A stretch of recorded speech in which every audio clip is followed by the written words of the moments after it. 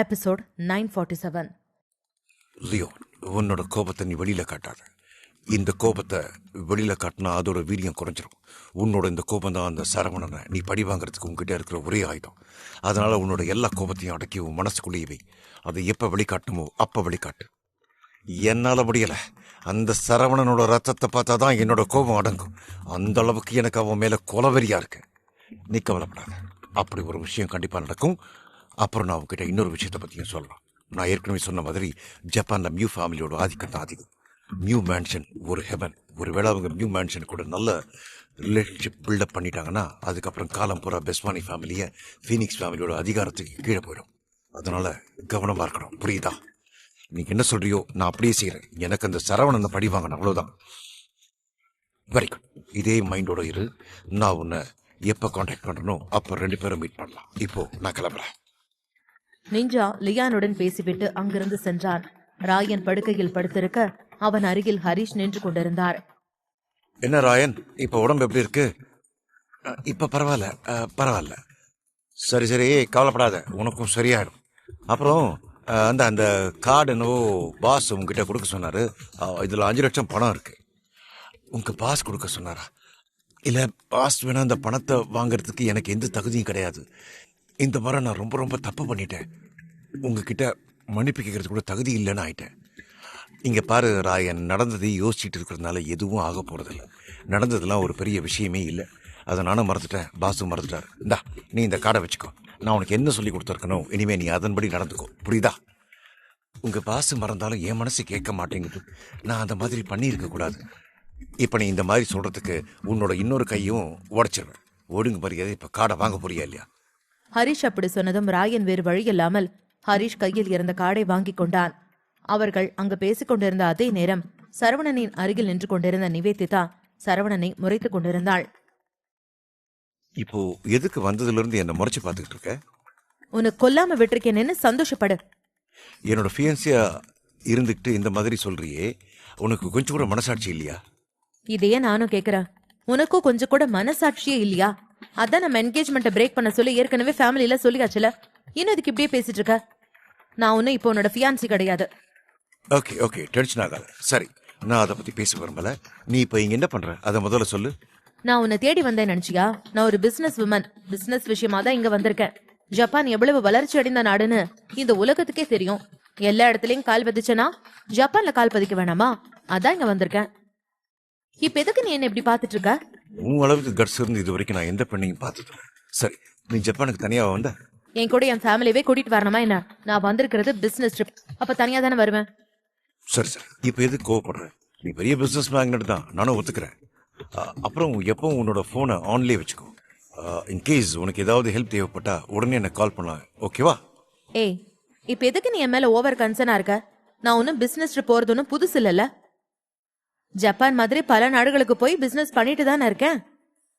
அது எனக்கு தெரியும். ஆனாலும் மற்ற நாடு மாதிரி இப்போதைக்கு ஜப்பான் இல்ல. இங்க கொஞ்சம் நிலைமை சரியில்லாம இருக்கு. அதெல்லாம் உங்ககிட்ட என்னால சொல்லிட்டு இருக்க முடியாது. நான் சொன்னதை மட்டும் செய்.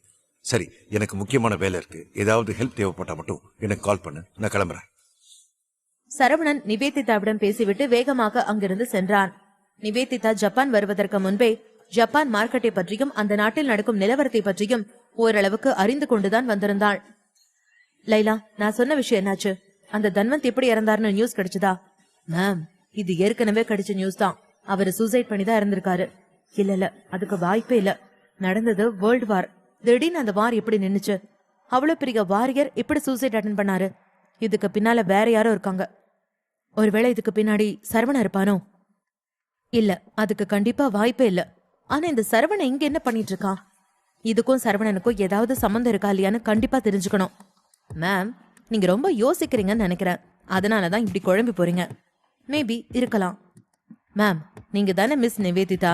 உங்களை ஒருத்தங்க மீட் பண்ணணும்னு ஆசைப்படுறாங்க. ஆமா, நான் தான் நிவேதிதா. என்ன யாரும் மீட் பண்ணணும்னு நினைக்கிறாங்க? அவங்க பேர் என்னால சொல்ல முடியாது. ஆனா அவங்கள நார்மலா ஃபேரின்னு தான் எல்லாரும் சொல்லுவாங்க. ஃபேரி, இந்த பேரை நான் எங்கேயோ கேள்விப்பட்டிருக்கேன். அவங்க ரொம்ப அழகா இருப்பாங்களாமே. சரி, அவங்கள நான் எங்க மீட் பண்ணணும்? அவங்க உங்களை ரோஸ் பிஞ்சுக்கு வர சொன்னாங்க. நான் வரேன்னு சொல்லு. மேம், கண்டிப்பா நாம அங்க போய் தான் ஆகணுமா? போய் தான் பாப்போமே. சற்று நேரத்தில் இருவரும் அந்த இடத்திற்கு கிளம்பினார்கள். நிவேதிதா ரோஸ் ஃபின்ச் டவருக்கு சென்று பார்க்க அங்கு யாரும் இல்லாமல் போனது ஒருவித அதிர்ச்சியுடன் அந்த இடத்தை சுற்றியும் முற்றியும் பார்த்தாள் நிவேதிதா. ஐ திங்க் நாம் இங்க வந்திருக்க கூடாதுன்னு நினைக்கிறேன்.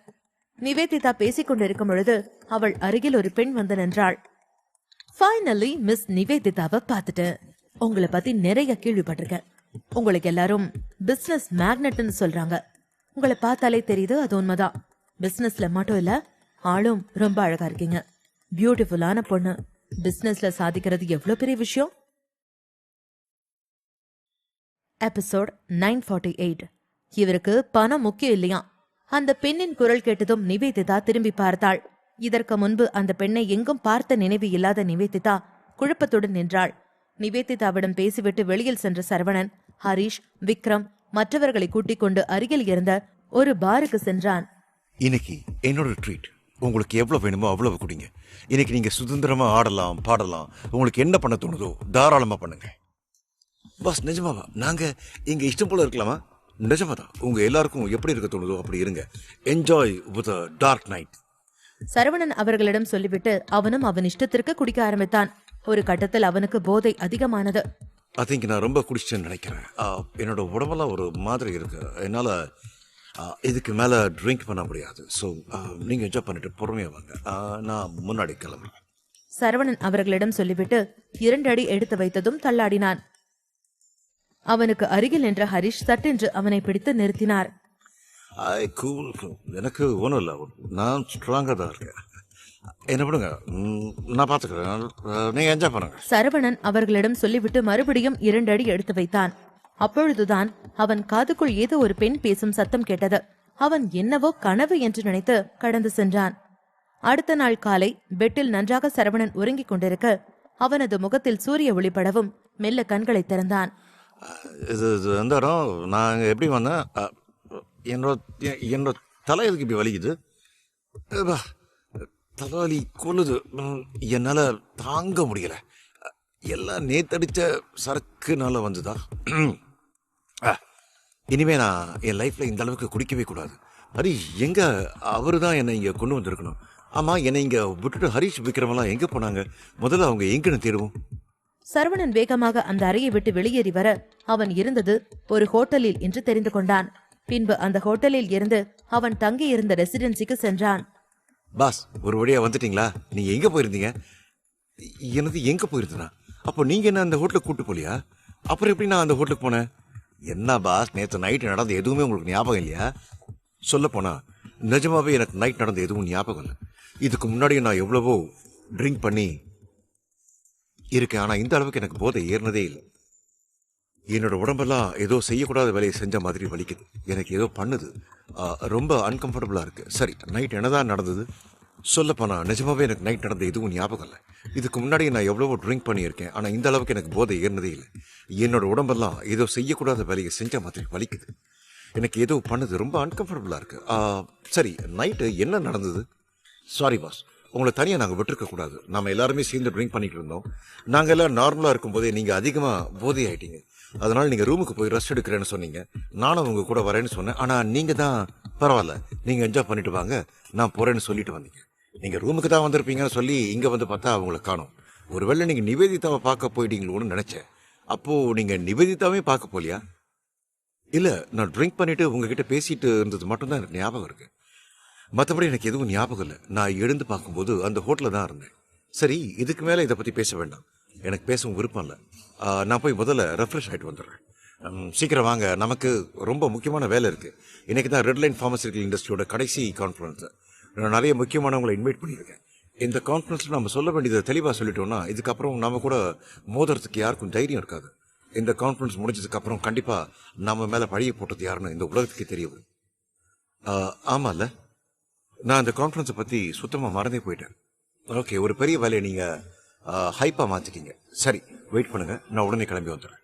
Okay pass.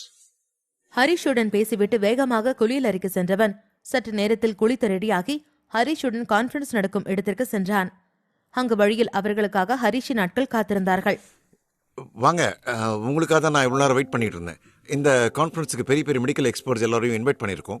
இவங்களோட ஹெல்ப்னால தான் நாம் இன்னசென்ட்ன்றதை ஈஸியாக ப்ரூவ் பண்ண முடியும். இதுதான் நம்ம கடைசி வாய்ப்பு. கண்டிப்பாக இதை நம்ம நல்லபடியாக பயன்படுத்தணும். சரி வாங்க உள்ளே போகலாம்.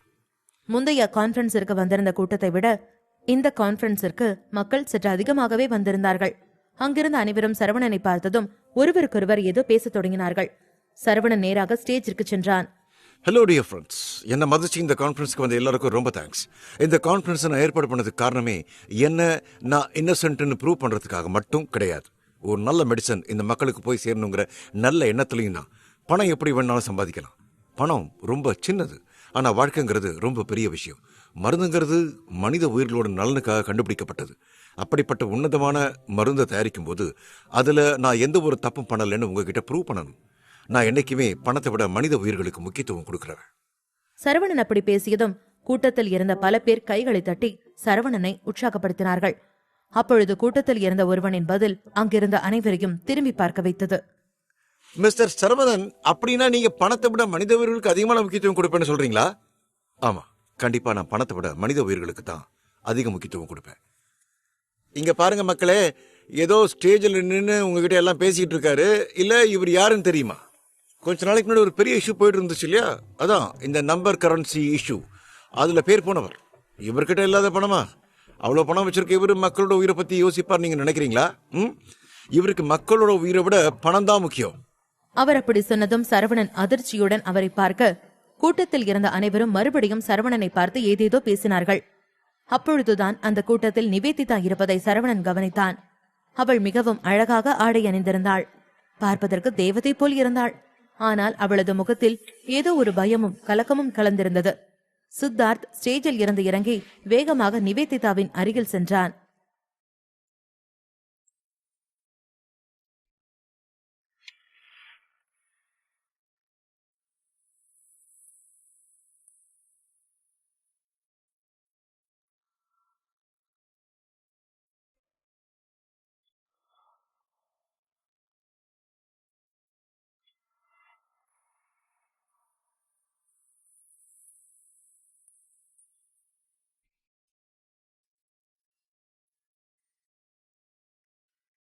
Join with Rajan Leon YT in Telegram to get faster update. Name: Rajan Leon YT. Episode 950. என்ன மிஸ்டர் சரவணன், உங்க படத்தை பார்க்க ரெடியா இருக்கீங்களா? இதை பாரு, அந்த ஸ்கிரீன்ல தெரியறது நீதானே? அதோ அந்த எலிவேட்டருக்குள்ள ஒரு பொண்ணு தெரியுறாங்களா? அவங்க தான் தேர்ட் பிரின்சஸ். இதை பாருங்க, இவ்வளோ நேரம் எனக்கு எதுவுமே தெரியாதுன்னு சொன்னவன் அவன் எப்படி அவங்கள ஃபாலோ பண்ணிட்டு அவங்க ரூம் வரைக்கும் போறான்னு பாருங்க. அந்த சர்வைலன்ஸ் ஃபுட்டேஜை பார்த்ததும் சரவணன் அதிர்ந்து போனான். அவன் அந்த பாரில் இருந்தவரைதான் அவனுக்கு நினைவிருந்தது. மற்ற எதுவும் அவன் நினைவிலே இல்லை. அவங்கள ஃபாலோ பண்ணி போறது இதோ இவன் தான். இவனை சும்மா விடக்கூடாது. என்ன மிஸ்டர் சரவணன், அப்படி அதிர்ச்சியா பாக்குறீங்க? இப்ப என்ன சொல்ல போற? இந்த சிசிடிவி ஃபுட்டேஜ்ல இருக்கிறது நீயே இல்லைன்னு சொல்ல போறியா? சொல்ல முடியாது. நீ அப்படி சொன்னாலும் சொல்றதுக்கு வாய்ப்பு இருக்கு. அதிர்ச்சியுடன் சிசிடிவி ஃபுட்டேஜை பார்த்த சரவணன் ஹரிஷை பார்த்து புருவத்தை உயர்த்தினான். பாஸ், நிஜமா இது என்னன்னு எங்களுக்கும் புரியல. ஆனா ஒண்ணு மட்டும் எனக்கு தெளிவா புரியுது. வேணும்னே யாரோ உங்களை ஃப்ரேம் பண்ண பாக்குறாங்க. நிவேதிதா, நீங்க தானே சரவணனுக்கு நிச்சயம் பண்ணியிருக்க பொண்ணு. இதை பாருங்க, உங்களோட நல்லதுக்காக தான் சொல்றேன். இங்கேயே உங்களுக்கும் அவனுக்குமான உறவை முடிச்சுக்கங்க. அவனோட உண்மை முகம் தெரிஞ்சதுக்கு அப்புறமும் அவன் கூட இருக்கணும்னு நினைச்சிங்கன்னா உங்களுக்கு தான் பிரச்சனை. இதை வேறு என்னோட சொந்த விஷயத்துல தலையிடுறதுக்கு உனக்கு எந்த ரைட்ஸும் கிடையாது. ஓ அப்படியா? அப்ப அடுத்த பொண்ணுங்க வாழ்க்கையில மட்டும் நீ விளையாடலாமா? இப்போ நியூ ஃபேமிலி சேர்ந்த தேர்ட் பிரின்சஸ்க்கு நீ என்ன பதில் சொல்ல போற? உன்னை அப்படியே மட்டும் விட்டுடுவோன்னு நினைக்காத. நீ ஒழுங்கா உயிரோட இங்கிருந்து போகணும்னா நாங்க சொல்றது கேளு. இவ்வளோ அரகண்டா இருக்காது. லியான் சரவணனிடம் பேசிக் கொண்டிருக்கும் பொழுது, கொஞ்சம் நிறுத்துறீங்களா என்று ஒரு கோபமான குரல் ஒலித்தது. கான்ஃபரன்ஸிற்கு வந்திருந்த அனைவரும் சத்தமான குரல் கேட்கும் திசையை திரும்பி பார்க்க அங்க நிவேதிதா தான் கத்தினாள். That's enough. இங்க அரகண்டா இருக்கிறது சரவணன் இல்ல, நீதான். ஒருத்தங்க மேல பழிய போடுறதுக்கு முன்னாடி அவங்க யாரு என்னன்னு பாக்கணும். அவனை பத்தி எதுவுமே தெரியாம அவன் மேல இவ்வளவு பெரிய பழிய சர்வ சாதாரணமா போடுற. அவ்வளவு நேரம் எதுவும் பேசாமல் அமைதியாக இருந்த நிவேதிதா இவ்வளவு சத்தமாக பேசியதும் அங்கிருந்த அனைவரும் அதிர்ந்து போனார்கள். சரவணனும் ஒரு நிமிடம் அதிர்ந்துதான் போனான். உண்மையில் இது தனக்கு தெரிந்த நிவேதிதா தானா என்று. அவ்வளவு நேரம் கான்ஃபரன்ஸ் ஹாலிற்கு வெளியே நின்று உள்ளே நடப்பதை பார்த்து கொண்டிருந்த MU யுவனின் பார்வை சடனாக சரவணன் மீதிருந்து நிவேதிதாவிடம் சென்றது. மூயுவன் ஈஸி ஈஸி. பார்வை முழுவதும் நிவேதிதாவின் மீதுதான் இருந்தது. அவளை உச்சி முதல் பாதம் வரை பார்த்தான். அவன் பார்வைக்கான அர்த்தத்தை புரிந்து கொண்ட நெஞ்சா அவன் அருகில் சிரித்த வண்ணம் உட்கார்ந்திருந்தான். யங் மாஸ்டர், அந்த பொண்ணு பேர் தான் நிவேதிதா, சரவணனோட ஃபியான்சி. நெஞ்சா அப்படி சொன்னதும் அவன் தனது இதழ்களை சுழித்துக் கொண்டு நெஞ்சாவை பார்த்தான். Very beautiful. இவ்வளவு அழகான பொண்ண எதுக்குமே லாய்க்கலாத இவனுக்கு எப்படி ஃபியான்சியா கிடைச்சா? அவ எதுக்கு இப்ப இங்க வந்திருக்கா? யங் மாஸ்டர், அவங்களோட கல்யாணம் 2 குடும்பத்தால முடிவு செய்யப்பட்டதுன்னு கேள்விப்பட்டேன். இந்த பொண்ணு ஒரு பிசினஸ் மேக்னட்னு சொல்லலாம். அந்த அளவுக்கு ஹுக்ஸியாவில் ஆளுக்குன்னு ஒரு தனி புகழ் இருக்கு. பிசினஸ்ல அந்த பொண்ணு அடிச்சுக்க ஆளே இல்லை. அவங்க ஃபேமிலி எவ்வளவோ ப்ராப்ளத்தை ஃபேஸ் பண்ணுச்சு. அதையெல்லாம் அடிச்சு நொறுக்கி இன்னைக்கு மார்க்கெட்ல நம்பர் 1 கம்பெனியா இவங்களோட தான் இருக்கு. இந்த பொண்ணு தான் அவங்க ஃபேமிலி பிசினஸ் கொண்டு போயிட்டு இருக்கா. நிஞ்சா சொன்னதெல்லாம் மியூ இவன் கேட்டுக்கொண்டிருந்தாலும் அவனது பார்வை முழுவதும் நிவேதிதா மீதுதான் இருந்தது. அதை பார்த்த நிஞ்சா மறுபடியும் அவனை பார்த்து சிரித்தான். யங் மாஸ்டர், அவங்களுக்கு பேசப்பட்டிருக்கிற மேரேஜ் வெறும் பிசினஸ் மேரேஜ் தான். நான் கேள்விப்பட்ட வரைக்கும் அந்த பொண்ணுக்கு சரவணனை பிடிக்காது. அந்த பொண்ணு நீங்க பாக்குற பார்வையை பார்த்தாலே உங்களுக்கு அந்த பொண்ணை பிடிச்சிருக்குன்னு நினைக்கிறேன். ஒருவேளை நீங்க ஆசைப்பட்டீங்கன்னா தாராளமாக முயற்சி பண்ணுங்க. கண்டிப்பா அந்த பொண்ணுக்கு உங்களுக்கு பிடிக்க வாய்ப்பு இருக்கு. நிஞ்சா அப்படி சொன்னதும் மியான் நிஞ்சாவை பார்த்து முறைத்தான். இப்ப நம்மளோட டார்கெட் அந்த பொண்ணு கிடையாது. அதனால நான் என்ன சொன்னேனோ அதை மட்டும் செய். ஓகே பாஸ், என்ன சொல்றீங்களோ அதை மட்டும் தான் இந்த நிஞ்சா செய்வோம். இருவரும் பேசிவிட்டு மறுபடியும் கான்ஃபரன்ஸ் ரூமில் என்ன நடக்கிறது என்று பார்க்க ஆரம்பித்தார்கள். ஓ மை காட், நிஜமாவே இதை சொல்றது நிவேதிதா தானே? நான் கேள்விப்பட்ட வரைக்கும் உனக்கு சரவணனை பிடிக்காதுன்னு தானே சொன்னாங்க. ஆனா அந்த சரவணனுக்கு நீ எதுக்கு இவ்வளவு சப்போர்ட்டா பேசுற? அது உனக்கு தேவையில்லாத விஷயம். என்னை பத்தி உன்னை யாரும் இங்க பேச சொல்லல. அபாண்டமா ஒருத்தர் மேல பழிய போடக்கூடாதுன்னு தான் சொல்றேன். சரவணா அந்த மாதிரி ஒரு செயலா செய்யறதுக்கு வாய்ப்பே இல்ல. அவ அந்த மாதிரி கேரக்டர் கிடையாது. ஓ அப்படியா? அப்படின்னா அந்த சிசிடிவி கேமரால இருக்கிறது சரவணன் இல்லைன்னு சொல்றியா? அதுல இருக்கிறது சரவணனா என்னன்னு எனக்கு தெரியாது. ஒருவேளை அது சரவணனாவே இருந்தாலும் நீ சொல்ற பழிய சரவணனால ஏத்துக்க முடியாது. ஏன்னா கண்டிப்பா சரவணன் அப்படி ஒரு கீழ்த்தரமான செயலை செய்ய மாட்டான். நீ சொல்றதுக்கு என்ன அர்த்தம்னு புரியுதா? அப்படின்னா நீ மியூ ஃபேமிலியை சேர்ந்த 3rd பிரின்சஸ பத்தி தப்பா பேசுறியா? நான் இங்க யாரு பத்தியும் தப்பா பேசல. சரவணன் தப்பு பண்ணலன்னு மட்டும் தான் சொல்றேன். ஒருவேளை உண்மையிலேயே அந்த பொண்ணு பாதிக்கப்பட்டிருக்காளா இல்லையான்னு அந்த பொண்ணை பார்த்து கேட்டதானே தெரியும். நிவேதிதா அப்படி சொன்னதும் அங்கிருந்த அனைவரும் இன்னும் அதிர்ந்தார்கள். ஜப்பானில் நியூவின் ஃபேமிலியின் ஆதிக்கம் எந்த அளவு இருக்கிறது என்று அங்கிருக்கும் அனைவருக்கும் தெரியும். நிவேதிதா அதை பற்றி கொஞ்சம் கூட கவலைப்படாமல் அவ்வளவு தைரியமாக பேசுவது அனைவருக்கும் ஆச்சரியத்தை ஏற்படுத்தியது. இன்ட்ரெஸ்டிங். ஒரு பொண்ணா இருந்துகிட்டு இவளுக்கு நிறையவே தைரியம் இருக்கு. I appreciate. நான் தான் சொன்னல, இந்த பொண்ணுக்கு ஒரு தனி டிக்னிட்டி இருக்குங்க. ஆனா எனக்கு வேண்டியதெல்லாம் இப்போ அந்த சரவணன் சஃபர் ஆகணும். அவன் தான் வந்து திசையை திருப்பி சூசைட் பண்ண வச்சு எப்படி எல்லாரையும் டார்க்கிங்னு போய் சொல்லி ஏமாத்தினானோ அது எல்லாத்துக்கும் சேர்ந்து அவனுக்கு பனிஷ்மெண்ட் கிடைச்சாகணும். ஜப்பான்ல அவனோட உயிர் பீஸ்ஃபுல்லா போகக்கூடாது. இது எவ்வளவு கொடூரமான பூமின்னு அவனுக்கு நான் காட்டுறேன். நிவேதிதா, நீ 3rd பிரின்சஸ் மட்டும் இல்ல, மொத்த மியூ ஃபேமிலியுமே அசிங்கப்படுத்துற. இந்த பிரச்சனையில இருந்து தள்ளி நின்னா உனக்கு நல்லது. இல்லைன்னா இதுக்கான விளைவு ரொம்பவும் பெருசா இருக்கும். அது உன்னால தாங்க முடியாது. என்ன என்னையும் பிளாக்மெயில் பண்றியா? ஒருவேளை உண்மையை நிரூபிக்கணும்னு நினைச்சா நீங்க பாதிக்கப்பட்டதா சொன்ன அந்த 3rd மிஸ்ஸ கூட்டிட்டு வாங்க, அவங்க கிட்ட கேட்போம். நிவேதிதா அப்படி பேசிக் கொண்டு இருக்கும் போதே சரவணனின் போனிற்கு ஏதோ மெசேஜ் வந்தது.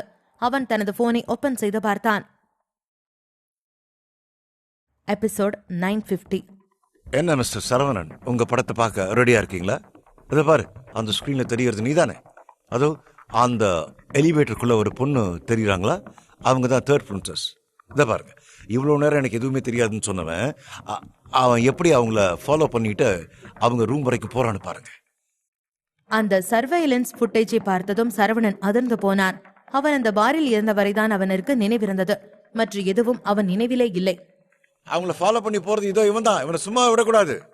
என்ன மிஸ்டர் சரவணன், அப்படி அதிர்ச்சியா பாக்குறீங்க? இப்ப என்ன சொல்ல போற? இந்த சிசிடிவி ஃபுட்டேஜ்ல இருக்கிறது நீயே இல்லைன்னு சொல்ல போறியா? சொல்ல முடியாது. நீ அப்படி சொன்னாலும் சொல்றதுக்கு வாய்ப்பு இருக்கு. அதிர்ச்சியுடன் சிசிடிவி ஃபுட்டேஜை பார்த்த சரவணன் ஹரிஷை பார்த்து புருவத்தை உயர்த்தினான். பாஸ், நிஜமா இது என்னன்னு எங்களுக்கும் புரியல. ஆனா ஒண்ணு மட்டும் எனக்கு தெளிவா புரியுது. வேணும்னே யாரோ உங்களை ஃப்ரேம் பண்ண பாக்குறாங்க. நிவேதிதா, நீங்க தானே சரவணனுக்கு நிச்சயம் பண்ணியிருக்க பொண்ணு. இதை பாருங்க, உங்களோட நல்லதுக்காக தான் சொல்றேன். இங்கேயே உங்களுக்கும் அவனுக்குமான உறவை முடிச்சுக்கங்க. அவனோட உண்மை முகம் தெரிஞ்சதுக்கு அப்புறமும் அவன் கூட இருக்கணும்னு நினைச்சீங்கன்னா உங்களுக்கு தான் பிரச்சனை. இதை வேறு என்னோட சொந்த விஷயத்துல தலையிடுறதுக்கு உனக்கு எந்த ரைட்ஸும் கிடையாது. ஓ அப்படியா? அப்ப அடுத்த பொண்ணுங்க வாழ்க்கையில மட்டும் நீ விளையாடலாமா?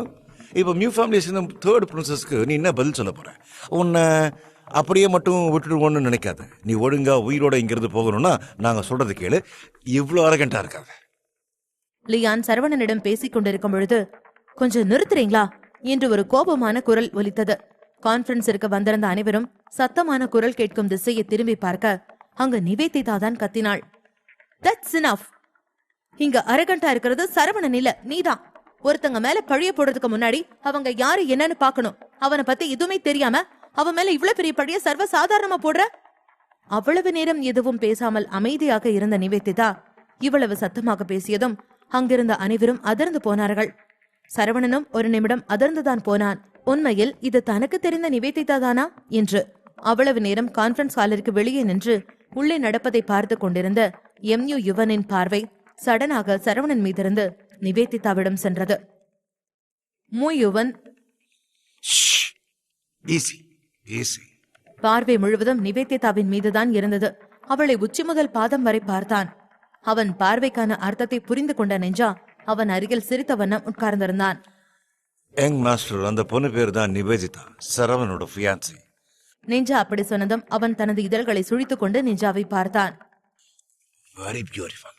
இவ்வளவு அழகான பொண்ண எதுக்குமே லாய்க்கலாத இவனுக்கு எப்படி ஃபியான்சியா கிடைச்சா? அவ எதுக்கு இப்ப இங்க வந்திருக்கா? யங் மாஸ்டர், அவங்களோட கல்யாணம் 2 குடும்பத்தால முடிவு செய்யப்பட்டதுன்னு கேள்விப்பட்டேன். இந்த பொண்ணு ஒரு பிசினஸ் மேக்னட்னு சொல்லலாம். அந்த அளவுக்கு ஹுக்ஸியாவில் ஆளுக்குன்னு ஒரு தனி புகழ் இருக்கு. பிசினஸ்ல அந்த பொண்ணு அடிச்சுக்க ஆளே இல்லை. அவங்க ஃபேமிலி எவ்வளவோ ப்ராப்ளத்தை ஃபேஸ் பண்ணுச்சு. அதையெல்லாம் அடிச்சு நொறுக்கி இன்னைக்கு மார்க்கெட்டில் நம்பர் 1 கம்பெனியா இவங்களோட தான் இருக்கு. இந்த பொண்ணு தான் அவங்க ஃபேமிலி பிசினஸ் கொண்டு போயிட்டு இருக்கா.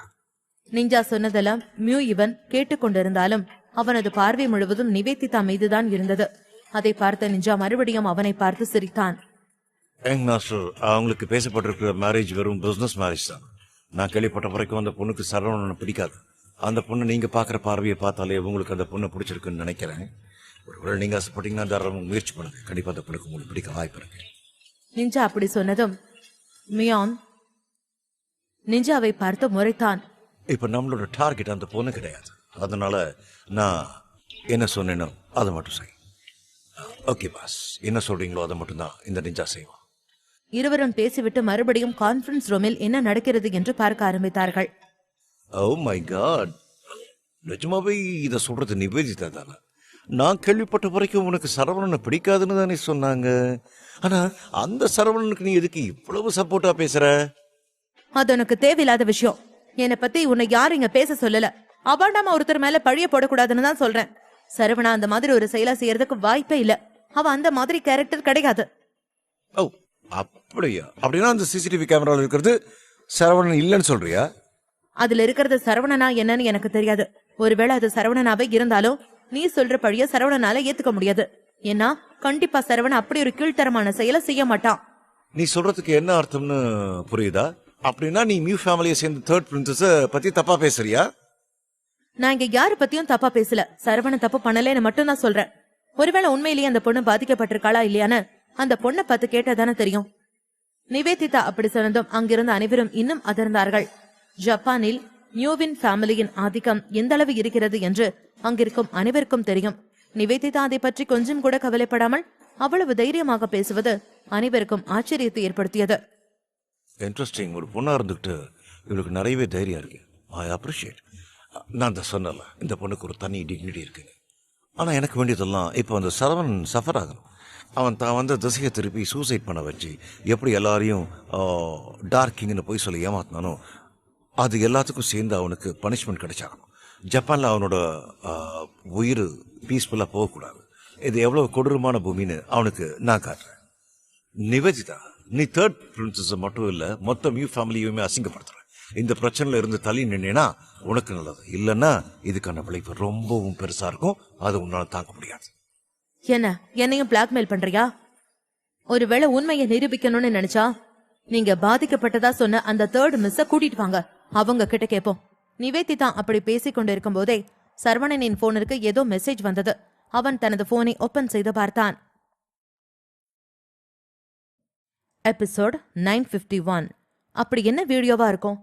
சரவணன் தனது செல்போனை பார்த்ததும் அதிர்ந்து போனான். அவனது முகத்தை கவனிக்காமல் நிவேதிதா லியானுடன் சண்டை போட்டுக் கொண்டிருந்தாள். உனக்கு எவ்வளவு தைரியம் இருந்தா தேர்ட் பிரின்சஸ் கிட்ட கேட்க சொல்லுவ. நீ இப்ப சொல்றது அவங்கள சந்தேகப்படுற மாதிரி. அந்த பொண்ணு ஒரு வார்த்தை சொன்னதுக்கே உங்களுக்கு இவ்வளவு கோபம் வருதுனா, அப்ப நீங்க சர்வ சாதாரணமா சரவண மேல பழிய போட்டீங்களே, அப்ப எங்களுக்கு கோபம் வராதா? இப்பவும் சொல்றேன், சரவண மேல பழி போடுறதுக்கு முன்னாடி அந்த பொண்ணை கூட்டிட்டு வாங்க. அந்த பொண்ணு உடம்புல ஏதாவது அடையாளம் இருக்கான்னு நான் பாக்குறேன். நிவேதிதா அப்படி சொன்னதும் அங்கிருந்த அனைவரும் நிவேதிதாவை ஒரு மாதிரியாக பார்த்தார்கள். நீ இப்ப சொன்ன வார்த்தை எங்க தேர்ட் பிரின்சஸ்க்கு எவ்வளவு பெரிய இன்சிடென்ட் தெரியுமா? இந்த பொண்ணுக்கு எவ்வளவு தைரியம்! இவளெல்லாம் சும்மா விடக்கூடாது. யார் பேசுறதா இருந்தாலும் எந்திரிச்சு நின்னு தைரியமா பேசுங்க. அதை விட்டுட்டு கூட்டத்தோட நின்னு எல்லாரும் ஜால்ரா போடாதீங்க. சரவணன் அந்த பொண்ணை ஹராஸ் பண்ணாங்கிறதுக்கு உங்ககிட்ட என்ன ஆதாரம் இருக்கு? இப்பதான் நியூஸ் வந்துச்சு, காலையில தேர்ட் பிரின்சஸ் நியூ மேன்ஷனுக்கு திரும்பி வந்திருக்காங்க. அதுவும் அழுதுகிட்டே. அப்படின்னா என்ன அர்த்தம்? அவங்களுக்கு ஏதோ நடந்திருக்குன்னு தானே அர்த்தம். அத சொன்னது யாரு?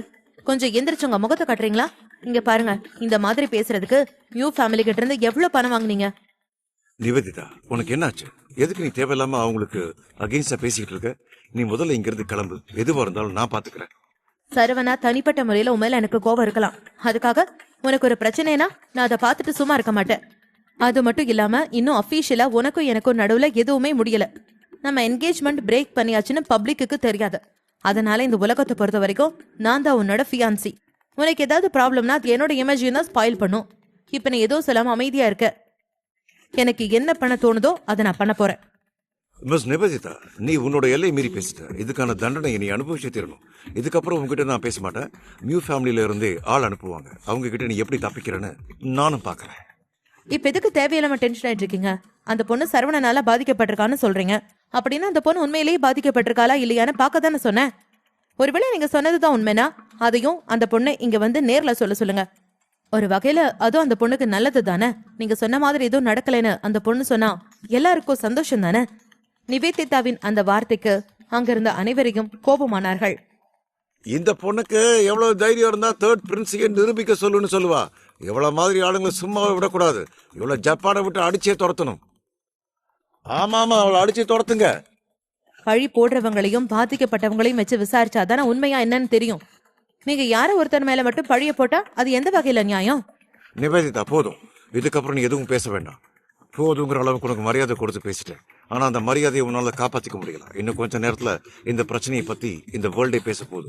எங்களுக்கு நீங்க ரெஸ்பான்ஸ் பண்ணல, ஆனா இந்த வேர்ல்டுக்கு நீங்க ரெஸ்பான்ஸ் பண்ணிதான் ஆகணும். இந்த உலகமே உங்களை கேள்வி கேட்கும் போது நீங்க என்ன பதில் சொல்றீங்கன்னு நானும் பாக்குறேன். நான் இப்ப கிளம்புறேன். லியான் அப்படி சொன்னதும் தான் உலகமே இந்த கான்பரன்ஸை பார்க்கும் என்று, இதில் சிறு தவறு நடந்தாலும் அது சரவணனை பாதிக்கும் என்று சரவணனுக்கு புரிந்தது. அவன் என்ன செய்வதென்று யோசித்துக் கொண்டிருந்த அதே நேரம் நிவேதிதா சட்டென்று ஒரு யோசனைக்கு வந்தாள். மிஸ்டர் லியான், ஒரு நிமிஷம் நில்லுங்க. என்ன, இந்த உலகமே உங்களை கேள்வி கேட்கணும்னு சொன்னதும் பயந்துட்டியா?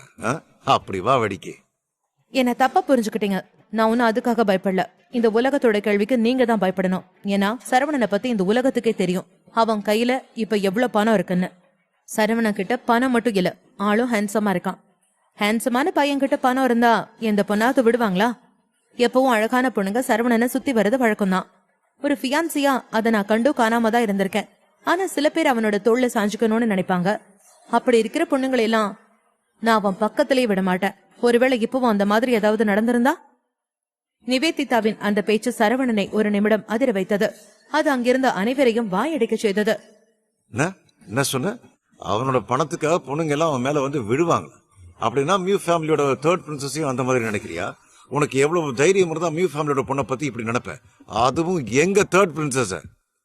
லியான் அப்படி கத்திக் கொண்டிருந்த அதே நேரம் அதுவரை நிவேதிதா பேசுவதை ரசித்துக் கொண்டிருந்த யுவான் முகம் முழுவதும் கோபத்தில் மாறியது. தனது பற்களை கடித்துக் கொண்டு நிவேதிதாவை முறைத்து பார்த்தான்.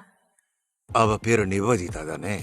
இந்த பிரச்சனையெல்லாம் முடிஞ்சதுக்கு அப்புறம் அவளை நம்ம ஆளுங்களை விட்டு என்னோட படுக்கைக்கு தூக்கிட்டு வா. அவ இங்க பேசின பேச்சுக்கு அவளுக்கு நான் அங்க பதில் சொல்றேன். அவளுக்கு எவ்வளவு தைரியம் இருந்தா மியூ ஃபேமிலி பெண்களை பத்தி இவ்வளவு மோசமா பேசுவா. ரொம்ப பெரிய தப்பு பண்ணிட்டா நிவேதிதா. இதுக்கப்புறம் உன்னால இந்த மியூ ஃபேமிலி கிட்ட இருந்து தப்பிக்கவே முடியாது. உன்னை அணுகுணுவா எப்படி சித்திரவதை பண்றேன்னு பாரு.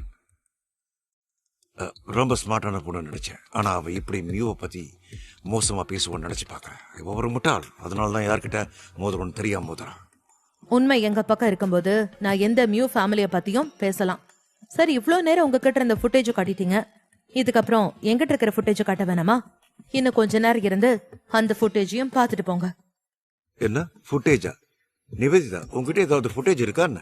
ஹலோ மை டியர், எந்த பொண்ணு உன்னை இப்ப கொத்திட்டு போவான்னு யாருக்கு தெரியும்? அதனால எப்பவுமே உன் மேல ஒரு கண்ணு வச்சிருப்பேன். அதான் இன்னைக்கு எனக்கு உதவி இருக்கு. கொஞ்ச நேரத்துக்கு முன்னாடி வரைக்கும் சரவண மேல யார் யாரெல்லாம் பழிய போட்டீங்களோ அவங்க எல்லாம் இந்த வீடியோவை கண்ணிமைக்காம பாருங்க. நிவேதிதா அப்படி சொன்னதும் அங்கிருந்த அனைவரும் நிவேதிதாவிடம் அப்படின்னு வீடியோ இருக்கிறது என்று ஆர்வமாக பார்க்க தொடங்கினார்கள். Join with Rajan Leon YT in Telegram to get faster update. Name: Rajan Leon YT.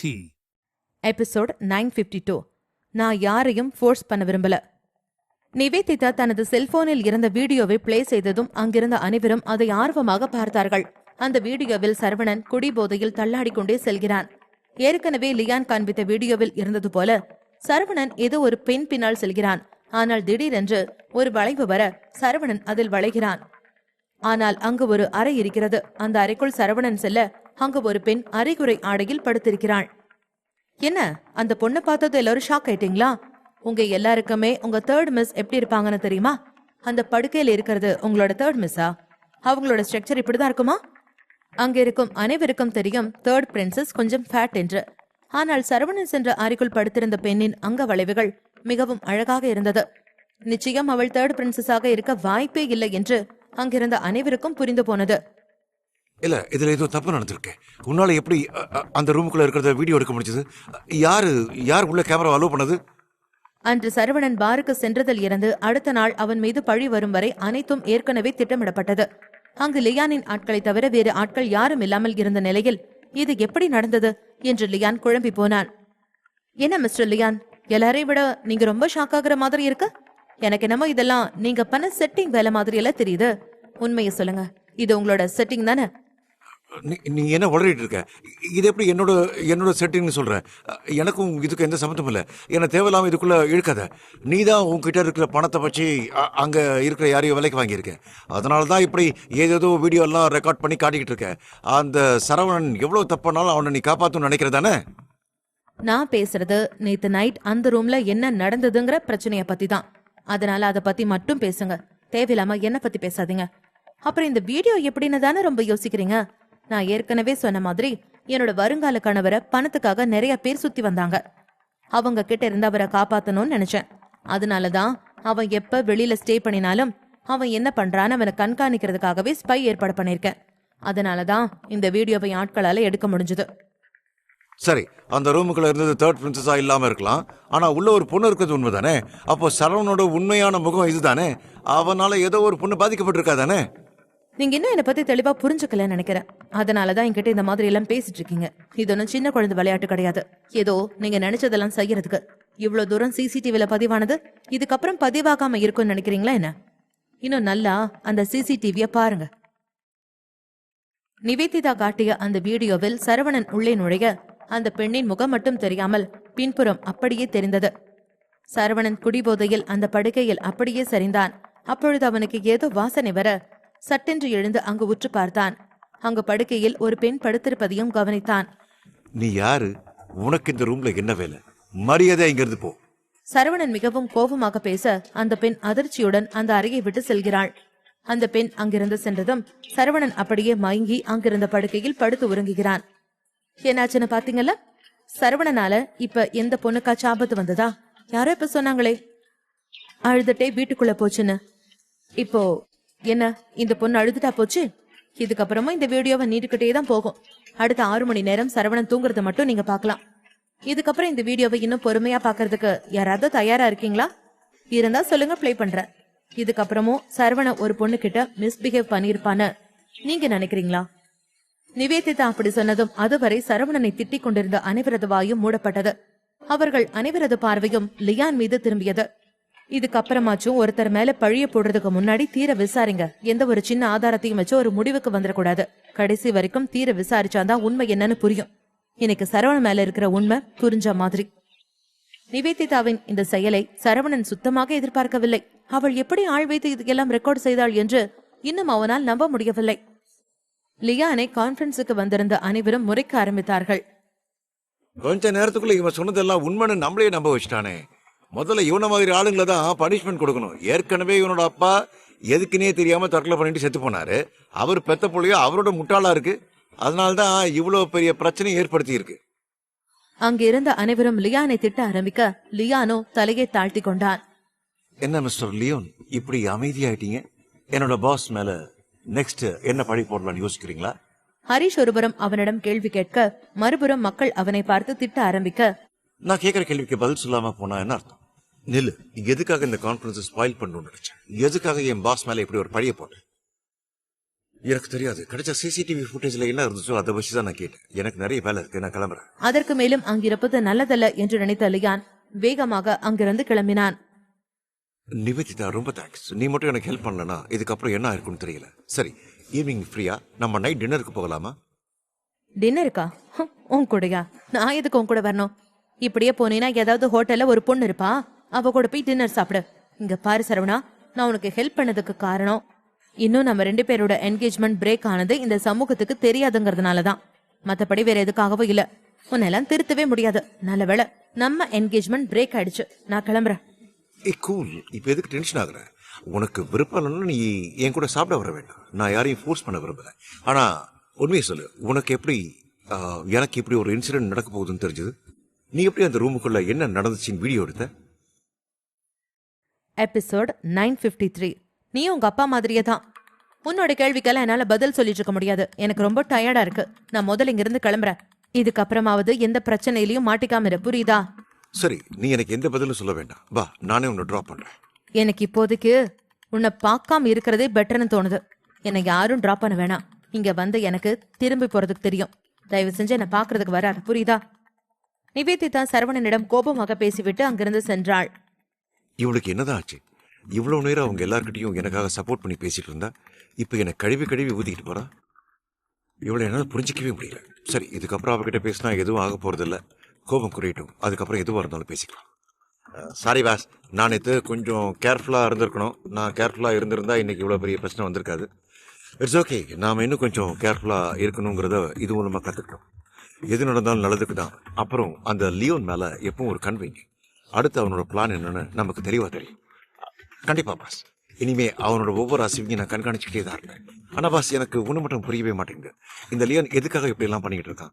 அந்த மியூ ஃபேமிலி எதுக்கு இவனுக்கு ஹெல்ப் பண்ணணும்னு நினைக்கிறாங்க? அதுவும் அந்த குடும்பத்து பெண்ணோட ரெப்புடேஷனை பத்தி கூட யோசிக்காம எதுக்காக இவ்வளவு பெரிய படியை உங்க மேல போட நினைச்சாங்க? அதுதான் எனக்கும் புரியல. நமக்கு தெரியாத ஏதோ ஒண்ணு நம்மளை சுத்தி நடக்குது. அது என்னன்னு முதல்ல நாம கண்டுபிடிக்கணும். அப்பதான் நம்மளால நாம நினைச்சதை பண்ண முடியும். நீங்க ஒன்னும் கவலைப்படாதீங்க. இதுக்கப்புறம் அந்த லியோனையும் அவனோட ஆட்களையும் நான் என்ன பண்றேன்னு பாருங்க. சரி, வாங்க கிளம்பலாம். சொன்னதை மறந்துடாதீங்க. எப்பவும் லியோன் மேல ஒரு கண் இருக்கட்டும். Okay boss. அவர்கள் இருவரும் பேசிவிட்டு அங்கிருந்து சென்றார்கள். என்னதான் சரவணன் அங்கிருந்து தனது ரெசிடென்சிக்கு வந்திருந்தாலும் அவனது எண்ணம் முழுவதும் இன்று கான்பரன்ஸில் நடந்ததுதான் திரும்ப திரும்ப வந்து கொண்டிருந்தது. அன்று இரவு அப்படியே தூக்கம் இல்லாமல் கடந்து செல்ல அடுத்த நாள் காலையில் வேகமாக நிவேதிதாவை பார்க்க சென்றான். வாங்க மிஸ்டர் சரவணன். லைலா, நிவேதிதா இங்க? அவளை நான் இப்பவே பார்க்கணும். மேம் நைட்டு ஃபுல்லா தூங்கவே இல்ல. இப்பதான் காலையில தூங்கினாங்க. கண்டிப்பா அவங்களை எழுப்பணுமா? இல்ல, அதெல்லாம் வேண்டாம். அவ தூங்கி ரெஸ்ட் எடுக்கட்டும். அவ எழுந்தாள்னா அவளுக்கு பிரேக்ஃபாஸ்ட் மட்டும் சாப்பிட கொடுத்துரு. நேற்று அவ எதுவும் ஒழுங்க சாப்பிடல. அவளை கொஞ்சம் கேர்ஃபுல்லாவே இருக்க சொல்லு. நீ அவளை பத்திரமா பாத்துக்கோ. ஓகே சார், மேம் நான் பாத்துக்கிறேன். நீங்க கவலைப்படாதீங்க. லைலாவிடம் பேசிவிட்டு சரவணன் அங்கிருந்து சென்றான். லியான் மியூ மேன்ஷனில் மியூவானுக்கு முன்பு முட்டி போட்டு தலையை கவிழ்ந்து கொண்டு இருந்தான். சாரி யங் மாஸ்டர், நான் எவ்வளவு முயற்சி பண்ணி என்னால ஒன்றும் பண்ண முடியல. நான் தோத்துட்டேன். நீ ஏன் தோத்து போனேன்னு உனக்கு தெரியுமா? எல்லாம் அந்த நிவேதிதாவால தான். அவ மட்டும் கையில அப்படி ஒரு ப்ரூஃபோட வராம இருந்திருந்தா கண்டிப்பா நான் தோத்து போயிருந்திருக்க மாட்டேன். அதுதான் தப்பு. நீ தோத்து போனதுக்கு காரணம் அது இல்ல. நீ தோத்து போனதுக்கு காரணம் உன் மேல உனக்கு இல்லாத நம்பிக்கை தான். உன்னோட அப்பாவுக்கும் அந்த நம்பிக்கை இல்லை. அதனாலதான் அவரும் அன்னைக்கு தற்கொலை பண்ணிட்டு இறந்து போயிட்டாரு. இன்னைக்கு நீயும் அதே தப்பா பண்ற. யங் மாஸ்டர், நீங்க என்ன சொல்றீங்க? எனக்கு எதுவும் புரியல. இதுதான் உன்னோட பிரச்சனை. இதனாலதான் உன்னால அந்த சரவணனுக்கு எதிராக நிக்க முடியல. அந்த நிவேதிதா ஒரு பொண்ணா இருந்தாலும் எவ்வளவு ஸ்ட்ராங்கா அவளோட பேச்சில் நின்னா அதே மாதிரி நீயும் நின்னுக்கணும்.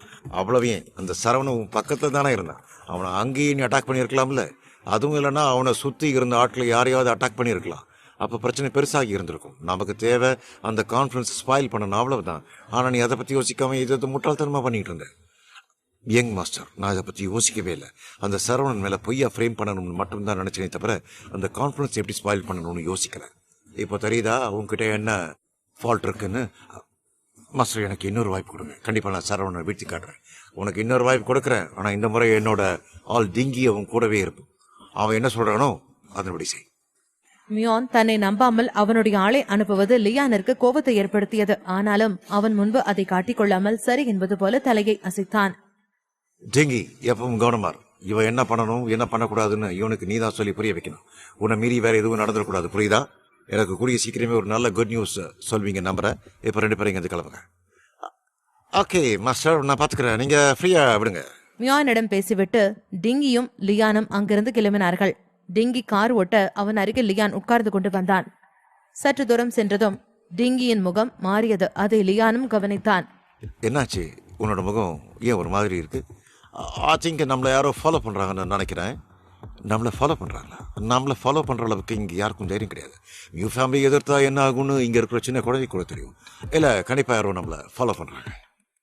டிங்கி அப்படி சொல்லிக் கொண்டிருக்கும் பொழுதே அவனது காரை யாரோ பின்னால் வந்து இடித்தார்கள். அவர்கள் இடித்த இடியில் டிங்கி ஓட்டிக் கொண்டிருந்த கார் முன்னால் சென்று கொண்டிருந்த காரின் மீது மோதியது. எவ்வளோ தைரியம் இருந்தால் அந்த டிங்கி கிட்டேயே உங்கள் வேலையை காட்டுவீங்க? யாரது? யாராக இருந்தாலும் தைரியமாக முன்னால் வந்து நில்லுங்க. அப்படி கோபமாக டிங்கி கத்திக் கொண்டிருக்க மறுபடியும் அவனது காருடன் இன்னொரு கார் வந்து இடித்தது. மீண்டும் டிங்கி அவனது காருக்கு முன்னால் இருந்த காரை மோதினான். அந்த காருக்குள் இருந்தவன் டிங்கியை சத்தம் போட டிங்கி கோபமாக காரை ஓங்கி ஒரு அடி அடித்துவிட்டு காரில் இருந்து இறங்கினான். Join with Rajan Leon YT in Telegram to get faster update. Name: Rajan Leon YT. Episode 954. இனிமையாவது மூளையை பயன்படுத்து. யார் என்கிட்ட மோதுறது? தைரியம் இருந்தா முன்னால வாங்க. டிங்கிக்கு முன்னால் நின்ற காரில் இருந்து கத்தியவன் காரை திறந்து கொண்டு வெளியில் வர அங்கு டிங்கி நிற்பதை பார்த்ததும் அதிர்ந்து நின்றான். டிங்கியை அங்கிருக்கும் பல பேருக்கு தெரியும். டிங்கி தான் மியூ ஃபேமிலியின் பர்சனல் கார்டு. அவன் சிறு வயதிலிருந்தே அங்குதான் வளர்ந்து வந்தான். அவனுக்கு அனைத்து கலைகளையும் அந்த குடும்பம் கற்றுக் கொடுத்திருந்தது. டிங்கி, நீங்களா தெரியாம நான் பேசிட்டேன். சாரி, என்ன மன்னிச்சிருங்க. அவன் பயத்தின் உச்சியில் பேசிக்கொண்டு அவனது காரை எடுத்துக்கொண்டு வேகமாக அங்கிருந்து சென்றான். டிங்கி அவன் கார் எடுப்பதை பார்த்து கொண்டிருக்க அப்பொழுது அவனுக்கு மிக அருகில் ஒரு குரல் கேட்டது. யார் என்று திரும்பி பார்த்தான். பரவாயில்லையே, உனக்கு இவ்வளவு பவர் இருக்குன்னு எனக்கு தெரியாம போச்சு. அந்த குரலுக்கு சொந்தக்காரனை திரும்பி பார்த்ததும் டிங்கியின் முகம் ஒரு நொடி மாறியது. அந்த முகத்தில் சொல்ல முடியாத ஏதோ ஒரு ஆதிக்கம் இருந்தது. நீ யாரு? அப்படி கேட்டதும் அவனுக்கு எதிரில் நின்று கொண்டிருந்த அந்த குரலுக்கு சொந்தக்காரன் அவனை பார்த்து ஏளனமாக சிரித்தான். அதெல்லாம் நான் அப்புறம் சொல்றேன். உண்மையிலேயே மியூ ஃபேமிலி ரொம்ப சக்தி வாய்ந்த குடும்பமா? அவங்களை யாராலையும் எதுவும் பண்ண முடியாதா? நீ இப்படி கேட்கறத பார்த்தாலே தெரியுது நீ இந்த நாட்டை சேர்ந்தவன் இல்லைன்னு. ஒருவேளை நீ இந்த நாட்டை சேர்ந்தவனா இருந்தா நீ இப்படி ஒரு கேள்வியை என்கிட்ட கேட்டிருக்க மாட்டேன். அப்படின்னா உன் ஃபேமிலி பவர்ஃபுல்லான ஃபேமிலின்னு சொல்றியா? உனக்கு நேரம் சரியில்லைன்னு நினைக்கிறேன். அதனால தான் என்கிட்ட வந்து பேசிக்கிட்டு இருக்க. முதல்ல நீ யாருன்னு சொல்லு. என்ன யாரா? இந்த கேள்வியை கேட்டதுக்கே உன்னை கொண்டு போட்டிருக்கணும். இவர் உனக்கு யாருன்னு தெரியலையா? இவர் தான் மொத்த அண்டர் கிரவுண்ட் வேர்ல்டையும் ஒரே ஆளா நின்று அடிச்சவர். ஒரு பெரிய ராணுவ படையை எதிர்த்து நின்னவர். இவரை மனுஷனை சொல்றதை விட எல்லாரும் கார்டன் தான் சொல்வாங்க. இவர் தான் தி கிரேட் டார்க் கிங் ஜஸ்டின். ஜஸ்டினின் பெயரை கேட்டதும் டிங்கி மட்டுமல்ல லியானும் அதிர்ந்து போனான். நீங்க என்ன சொல்றீங்க? இவர் தான் டார்க் கிங்கா? டிங்கி அப்படி சொல்லும் பொழுதே அவனது முகம் முழுவதும் பயம் படர்ந்து உடல் கிடுகிடுவென்று ஆடிக்கொண்டிருந்தது. தனது பயத்தை முடிந்த மட்டும் வெளிக்காட்டிக் கொள்ளாமல், இப்ப நான் யாருன்னு உனக்கு தெரிஞ்சிருக்கும்னு நினைக்கிறேன். இனி நீ என்ன செய்யணும்னு நான் சொல்ல தேவையில்லை. இன்னைக்கு என்ன செய்யணும்னு உனக்கு தெரியும் தானே? எஸ் மை லார்ட், நான் என்ன செய்யணும்னு எனக்கு தெரியும். உங்களை அடையாளம் கண்டுக்காததுக்கு என்ன மன்னிக்கணும். இந்த உலகத்தில் டார்க் கிங் எதிர்க்கிற அளவுக்கு யாருக்கும் தைரியம் இல்லை. அவரை தெரியத்தனமாக எதிர்த்து பேசினாலே அவங்க உயிர் அவங்களுக்கு சொந்தமில்லை எனக்கு தெரியும். மை லார்ட், என்ன மன்னிச்சிருங்க. இனி நீங்கள் என்ன சொல்றீங்களோ அதையே நான் செய்கிறேன். டிங்கி அப்படி சொன்னதும் ஜஸ்டினின் பார்வை டிங்கியின் அருகில் நின்று கொண்டிருந்த லியானின் மீது விழுந்தது.